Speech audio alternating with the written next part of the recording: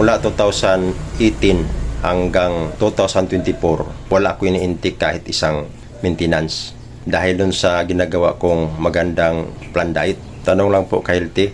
Ako po ay 3 years na mayroong gout. At umiwas na ako ng mga bawal. Nag-change na ako ng aking lifestyle. Mayroon na rin akong regular exercise. Pero madalas din po ako inatake. Nakaranas ka ba ng ganito, healthy? Okay, ang sagot ko, ganito. Nakaranas na ako ng ganyan.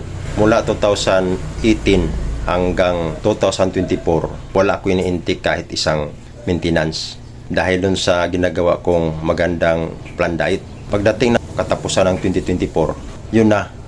Yung naranasan ko na rin. Madalas na akong inatake. Lahat ng pag-iwas ko, kahit pasok sa aking diet, talagang inatake ako. Kaya naka-decide ako na bumalik sa aking espesyalistang doktor. Kailangan daw sa akin na magkaroon ng regular check-up every 3 months para mamonitor yung aking uric acid.